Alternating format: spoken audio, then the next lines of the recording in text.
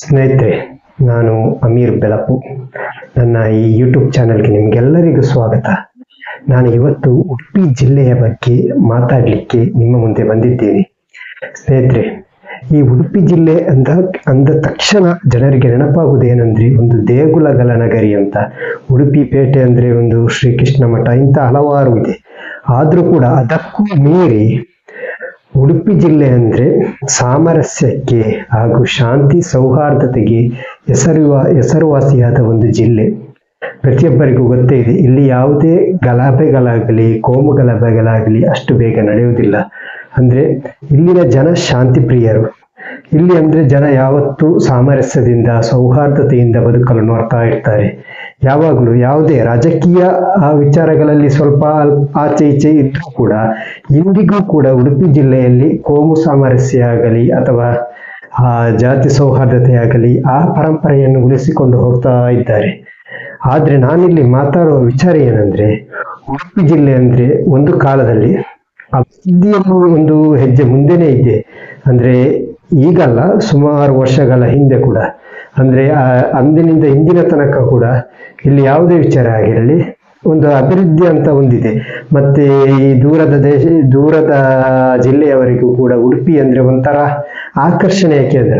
ಒಂದು ಕಡೆ ಕಡಲು, ಮತ್ತೊಂದು ಕಡೆ ದೇಗುಲ, ಮತ್ತೊಂದು ಕಡೆ ಅಲ್ಲಿನ ಜನಗಳ ಒಂದು ಪ್ರೀತಿ ವಾತ್ಸಲ್ಯ, ಇದೆಲ್ಲ ನೋಡುವಾಗ ಬೇರೆ ಜಿಲ್ಲೆಯವರಿಗೆ ಒಂಥರ ಆಕರ್ಷಣೆ ಉಡುಪಿ ಜಿಲ್ಲೆ ಅಂದ್ರೆ. ಅದಕ್ಕಿಂತ ಮಿಗಿಲಾಗಿ ಇಲ್ಲಿ ಯಾವುದಂದ್ರೆ ಶೈಕ್ಷಣಿಕವಾಗಿ ದಕ್ಷಿಣ ಕನ್ನಡ ಉಡುಪಿ ಜಿಲ್ಲೆ ರಾಜ್ಯಗಳಲ್ಲೇ ಪ್ರಥಮ, ದ್ವಿತೀಯ ಪ್ರಥಮ ಈ ರೀತಿ ಆಗ್ತಾ ಇರ್ತದೆ, ಯಾವಾಗ್ಲೂ ಆಗ್ತಾ ಇರ್ತದೆ ಈ ರೀತಿ. ಆದ್ರೂ ಕೂಡ ಇಲ್ಲಿ ನೋಡಿ ಅದೆಷ್ಟೋ ಹಾಸ್ಪಿಟಲ್ಗಳಿವೆ ಉಡುಪಿ ಜಿಲ್ಲೆಯಲ್ಲಿ, ಅದೆಷ್ಟೋ ಹಾಸ್ಪಿಟಲ್ಗಳಿವೆ. ಅದೇ ಮೆಡಿಕಲ್ ಕಾಲೇಜು ಕೂಡ ಇದೆ, ದೊಡ್ಡದಾದೊಂದು ದೊಡ್ಡ ಎಜುಕೇಶನ್ ಯೂನಿವರ್ಸಿಟಿಗಳು ಕೂಡ ಇದೆ, ಇಲ್ಲ ಅಂತಲ್ಲ, ಇದೆ. ಆದ್ರೂ ಕೂಡ ಪ್ರತಿಯೊಂದು ಖಾಸಗಿಯಾಗಿದೆ. ಎಷ್ಟು ಮೆಡಿಕಲ್ ಕಾಲೇಜ್ ಆಗಲಿ, KMC ಕಸ್ತೂರ್ಬಾ ಮೆಡಿಕಲ್ ಕಾಲೇಜ್ ಆಗಲಿ, ಇದು ಯಾವುದೇ ಆಗಲಿ, ಮಣಿಪಾಲದಲ್ಲಿರುವ ಎಲ್ಲವೂ ಖಾಸಗಿಯಾಗಿದೆ. ಇಲ್ಲಿ ಸರ್ಕಾರದಿಂದ ಒಂದು ಮೆಡಿಕಲ್ ಕಾಲೇಜ್ ಅಂತ ಈ ಜಿಲ್ಲೆಗೆ ಇದುವರೆಗೂ ಬಂದೇ ಇಲ್ಲ. ಸರ್ಕಾರಿ ಆಸ್ಪತ್ರೆ ಇದೆ, ಅದರ ಬಗ್ಗೆ ಮತ್ತೆ ಮಾತಾಡೋಣ, ಮುಂದೊಂದು ದಿನ ಮಾತಾಡೋಣ, ಅದರ ವ್ಯವಸ್ಥೆ ಸರಿಯಾಗಿದೆಯಾ ಅಂತ. ಆ ಬಳಿಕ ಒಂದು ಹಾಜಿ ಅಬ್ದುಲ್ಲಾ ಹಾಸ್ಪಿಟಲ್ ಇತ್ತು, ಅದು ಕೂಡ ಮತ್ತೆ BR ಶೆಟ್ಟಿ ಅವರ ಇದರಲ್ಲಿ ಇದಾಗಿ ಮತ್ತೆ ವಾಪಸ್ ಗೌರ್ಮೆಂಟ್ ಎಲ್ಲ ತೆಗೆದುಕೊಂಡದ್ದು ಆಗಿ ಹೋದ ವಿಷಯ ಅದೆಲ್ಲ. ಅದರ ಬಗ್ಗೆ ಕೂಡ ಕೆಲವೊಂದು ಪ್ರತಿಭಟನೆಗಳು ಕೂಡ ಆಗ್ತಾ ಉಂಟು, ಅದೆಲ್ಲ ಒಂದು ಸಲ ಮಾತಾಡೋಣ. ಆದ್ರೆ ಈಗ ಉಡುಪಿಯಲ್ಲಿ ಒಂದು ಸಮಾನ ಮನಸ್ಕರ ಒಂದು ಗುಂಪು, ಅಂದ್ರೆ ಸಮಾನ ಮನಸ್ಕ ಜನತೆ ಅಂತ ಹೇಳ್ಬಹುದು. ಒಂದು ದೊಡ್ಡದಾದ ಒಂದು ಅಭಿಲಾಷೆ ಇದೆ. ಅದು ಯಾವುದಂದ್ರೆ ಉಡುಪಿ ಜಿಲ್ಲೆಯಲ್ಲಿ ಒಂದು ಅತ್ಯಂತ ಸುಸಜ್ಜಿತ ಮೆಡಿಕಲ್ ಕಾಲೇಜ್ ನಿರ್ಮಿಸುವುದು. ಇದು ಎಲ್ಲರೂ ಪ್ರಯತ್ನ ಪಟ್ಟರೆ ತುಂಬಾ ಕಷ್ಟವೇನಲ್ಲ.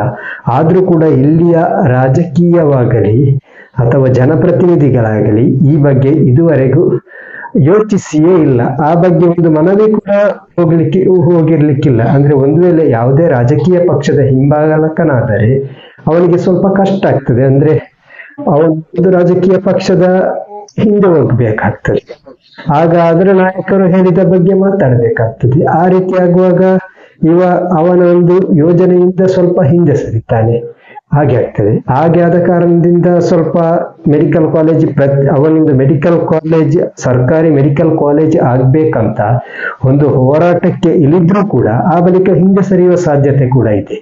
ಎಲ್ಲವೂ ರಾಜಕೀಯ ಪ್ರೇರಿತವಾಗಿ ನಡೆಯುವಾಗ ಉಡುಪಿ ಜಿಲ್ಲೆಗೆ ಒಂದು ಸರ್ಕಾರಿ ಮೆಡಿಕಲ್ ಕಾಲೇಜ್ ಬೇಕೇ ಬೇಕೆಂಬ ಒಂದು ಇತ್ತೀಚೆಗೆ ಕೇಳಿ ಬರ್ತಾ ಇದೆ, ಅತಿ ಪ್ರಬಲವಾಗಿ ಕೇಳಿ ಬರ್ತಾ ಇದೆ.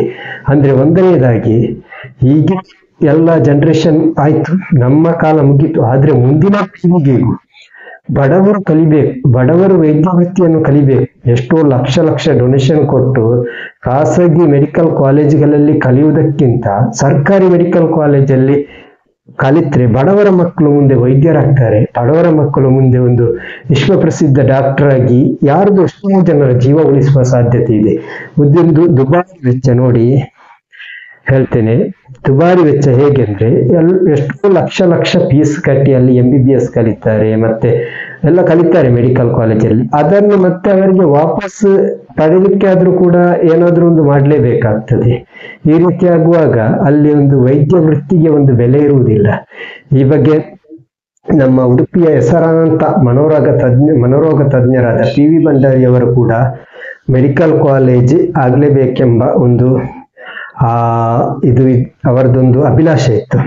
ಅದು ಈಗ ಮುಂದೆ ಎಲ್ಲ ಸಮಾನ ಮನಸ್ಕರು, ರಾಜಕೀಯ ರಹಿತವಾಗಿ ಎಲ್ಲಾ ಸಮಾನ ಮನಸ್ಕರು ಸೇರಿಕೊಂಡು ಮುಂದಿನ ದಿನಗಳಲ್ಲಿ ಈ ಬಗ್ಗೆ ಒಂದು ಉತ್ತಮವಾದ ರೂಪುರೇಷೆ ರಚಿಸಿ ಒಂದು ಉತ್ತಮವಾದ ಹೋರಾಟ ಸಂಘಟಿಸಿದರೆ ಮತ್ತು ಜನಪ್ರತಿನಿಧಿಗಳಿಗೆ ಅಥವಾ ನಮ್ಮ ಶಾಸಕರಾಗಲಿ ಅಥವಾ ಸಂಸದರಾಗಲಿ ಇವರಿಗೆ ಇದರ ಬಗ್ಗೆ ಅರಿವು ಮೂಡಿಸಿದರೆ ಮುಂದೊಂದು ದಿನ ಖಂಡಿತವಾಗಿಯೂ ಉಡುಪಿ ಜಿಲ್ಲೆಯಲ್ಲಿ ಒಂದು ಉತ್ತಮವಾದ ಸರ್ಕಾರಿ ಮೆಡಿಕಲ್ ಕಾಲೇಜ್ ಖಂಡಿತವಾಗಿಯೂ ತಲೆ ಎತ್ತುತ್ತದೆ. ಈ ಬಗ್ಗೆ ಪ್ರಯತ್ನ ಪಡಬೇಕು ಅಷ್ಟೇ. ನಾವು ಪ್ರಯತ್ನ ಪಡೆದಿದ್ರೆ ಯಾವುದೂ ಸಾಧ್ಯ ಇಲ್ಲ. ಬರ್ತದೆ ಅಂತ ಕೂತ್ರೆ ನೋಡಿ, ಉಡುಪಿ ಜಿಲ್ಲೆಗೆ ಇದುವರೆಗೂ ಸರ್ಕಾರಿ ಬೇರೆ ಜಿಲ್ಲೆಗಳಿಗೆ ಹೋಲಿಸಿದರೆ ದಕ್ಷಿಣ ಕನ್ನಡ ಮತ್ತು ಉಡುಪಿ ಜಿಲ್ಲೆಗಳಿಗೆ ಸರ್ಕಾರಿ ಸವಲತ್ತುಗಳು ಈ ರೀತಿ ಬರುವುದು ಬಹಳ ಕಡಿಮೆ. ಎಲ್ಲ ಖಾಸಗಿಯವರದ್ದೇ. ಯಾವುದು ಕೂಡ ಯೂನಿವರ್ಸಿಟಿ ಆಗಲಿ ಎಲ್ಲವೂ ಕೂಡ ಖಾಸಗಿಯವರದ್ದೇ ಆಗಿರುತ್ತದೆ. ಇಲ್ಲಿ ನೋಡಿ ನೀವು, ಸರ್ಕಾರದ ಯಾವುದೇ ಇದರ ಬಗ್ಗೆ ತಲೆ ಕೆಡಿಸಿಕೊಳ್ಳುವುದಿಲ್ಲ. ಆ ಕಾರಣದಿಂದಾಗಿದೆ. ಈಗ ನಿಜವಾಗಿ ಒಂದು ಮೆಡಿಕಲ್ ಕಾಲೇಜ್, ಸರ್ಕಾರಿ ಮೆಡಿಕಲ್ ಕಾಲೇಜ್ ಉಡುಪಿ ಜಿಲ್ಲೆಗೆ ಒಂದು ಬಂದ್ರೆ ಈ ಬಗ್ಗೆ ಬೇಕೆಂಬ ಹೋರಾಟವನ್ನು ಸಂಘಟಿಸಲೇಬೇಕಾಗ್ತದೆ. ನಮ್ಗೆ ಉಡುಪಿ ಜಿಲ್ಲೆಗೆ ಸರ್ಕಾರಿ ಮೆಡಿಕಲ್ ಕಾಲೇಜ್ ಬೇಕೇ ಬೇಕು, ಇಲ್ದಿದ್ರೆ ಸಾಧ್ಯವೇ ಇಲ್ಲ ಅಂತ ಸಂಘಟಿಸಿದರೆ ಖಂಡಿತವಾಗಿಯೂ ಈ ಸರ್ಕಾರಕ್ಕೆ ಈ ಬಗ್ಗೆ ಅರಿವು ಮೂಡುತ್ತದೆ. ಸರ್ಕಾರಕ್ಕೆ ಈ ಬಗ್ಗೆ ಒಂದು ಎಚ್ಚರಿಕೆಯ ಸಂದೇಶ ಹೋಗುತ್ತದೆ. ಎಚ್ಚರಿಕೆ ಸಂದೇಶ ಹೋದ ಕೂಡಲೇ ಸರ್ಕಾರವು ಜನರ ಬೇಡಿಕೆಗೆ ಬಗ್ಗದ ಸರ್ಕಾರವಿಲ್ಲ. ಯಾವುದೇ ಊರಲ್ಲಾಗಿರಲಿ ಜನರ ಬೇಡಿಕೆಗೆ ಬಗ್ಗದ ಸರ್ಕಾರವೇ ಇಲ್ಲ. ಖಂಡಿತವಾಗಿಯೂ ಉಡುಪಿ ಜಿಲ್ಲೆಯ ಜನ ಒಗ್ಗಟ್ಟಾಗಿ ಈ ಬಗ್ಗೆ ಒಂದು ಮುತುವರ್ಜಿ ವಹಿಸಿ ಸರ್ಕಾರಿ ಮೆಡಿಕಲ್ ಕಾಲೇಜ್ ನಮಗಲ್ಲದಿದ್ದರೂ ನಮ್ಮ ಮುಂದಿನ ಪೀಳಿಗೆಗೆ ಬೇಕೆಂಬ ಒಂದು ದೃಢ ನಿರ್ಧಾರದಿಂದ ನಾವು ಈ ಬಗ್ಗೆ ಒಂದು ಹೋರಾಟಕ್ಕಿಳಿದರೆ ಖಂಡಿತವಾಗಿಯೂ ಉಡುಪಿಯಲ್ಲಿ ಸರ್ಕಾರಿ ಮೆಡಿಕಲ್ ಕಾಲೇಜ್ ನಿರ್ಮಾಣವಾಗಿಯೇ ಸ್ನೇಹಿತರೆ. ಇಲ್ಲಿಗೆ ನಾನೊಂದು ಅಭಿಪ್ರಾಯ ಹೇಳಲಿಕ್ಕಷ್ಟೇ. ನಾವು ನಮ್ಮಲ್ಲಿ ಯಾವ ಮಾಧ್ಯಮಗಳಿವೋ ಅದರ ಮೂಲಕ ನಾವು ಈ ಬಗ್ಗೆ ಮಾತಾಡಲೇಬೇಕು. ಫೇಸ್ಬುಕ್ ಆಗಲಿ, ಯೂಟ್ಯೂಬ್ ಆಗಲಿ, ಇನ್ಸ್ಟಾಗ್ರಾಮ್ ಆಗಲಿ, ಎಲ್ಲದರ ಬಗ್ಗೆ ನಮ್ಮ ಉಡುಪಿ ಜಿಲ್ಲೆಯ ಜನತೆ ಈ ಬಗ್ಗೆ ಮಾತಾಡಲೇಬೇಕು. ಮಾತಾಡದಿದ್ರೆ ಮುಂದೊಂದು ದಿನ ನಮಗೆ ಯಾವುದೇ ಸರ್ಕಾರದ ದೊಡ್ಡ ಸವಲತ್ತುಗಳಾಗಲಿ, ವಿದ್ಯೆಯಲ್ಲಿ ಆಗಲಿ, ಶಿಕ್ಷಣದಲ್ಲಾಗಲಿ ಉಡುಪಿ ಜಿಲ್ಲೆ ಮುಂದೊಂದು ದಿನ ಬಹಳಷ್ಟು ಹಿಂದೆ ಹೋಗುತ್ತದೆ. ಈ ಬಗ್ಗೆ ಸಂಶಯವೂ ಇಲ್ಲ.